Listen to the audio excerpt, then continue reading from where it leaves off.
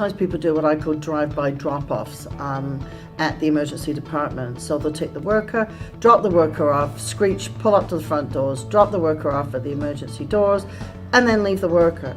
As soon as you do that, you actually lose control of that worker's injury and actually their recovery as well.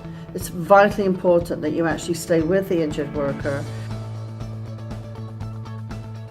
Another challenge for employers is following up. Sometimes they think if they follow up with the worker too frequently, that then the worker's going to start to say, hey, you're harassing me. You don't have a right to do that. Actually, you do have a right to stay in constant contact with the injured worker. In fact, the injured worker has an obligation to actually stay in contact with you.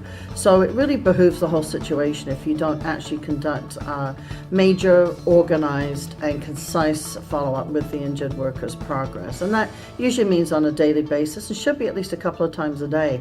And on top of that, it must be documented as well. One of the biggest challenges that employers have is that they have an injured worker and they allow the injured worker to have time off. In the process of doing that, especially if you're under CAD 7, you've now incurred one of 7 days worth of movement towards a lost time injury. That's a problem. People see that on their CAD 7s, usually at the end of the year, and then they go, my goodness, how did this even happen? Well, with every injury, it's cumulative. So if you let them have 1 day off here, and another day off there, and another day off there, that's already 3 days that you've had of lost time, moving towards a lost time injury. So it's advisable always to make sure that you work with the injured worker. Do not let them have 1 day off. So one of the biggest problems we have is filing paperwork. When do you have to file a Form 7? Well, there are several situations under which you would do, but normally they're filed as soon as you have medical intervention. What am I talking about? Doctors, nurses, nurse practitioners, chiropractors, dentists, anybody at all that's involved in the injured worker's recovery.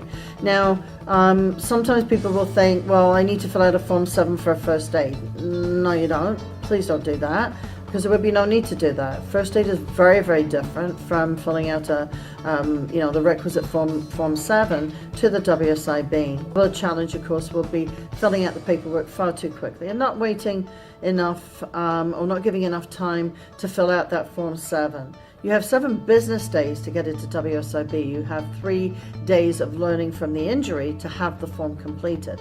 So don't be in too much of a hurry to get it over to them, because there may be new information that comes available to you that you then will wish that you'd actually put down on the Form 7. Now, it's not that you can't send additional paperwork over to WSIB. WSIB has changed, the policies have changed at WSIB. They really and truly are there to help you out. But the problem is, nobody can help anybody out if they don't understand what's going on. And that's why documented conversations, any level of documentation is so vitally important when it comes to dealing with the WSIB. People get very, very angry with WSIB and they say, well, they shouldn't let an injured worker be able to get away with that and so on and so forth. But if you don't provide them with the information, how are they going to know that the worker's getting away with this, that, and everything else? So it's very, very important that both the worker and the employer stay in contact with WSIB. It's a very, very good connection to make. They're there as a resource for you, and they really are there to help out employers and injured workers as well, not just injured workers.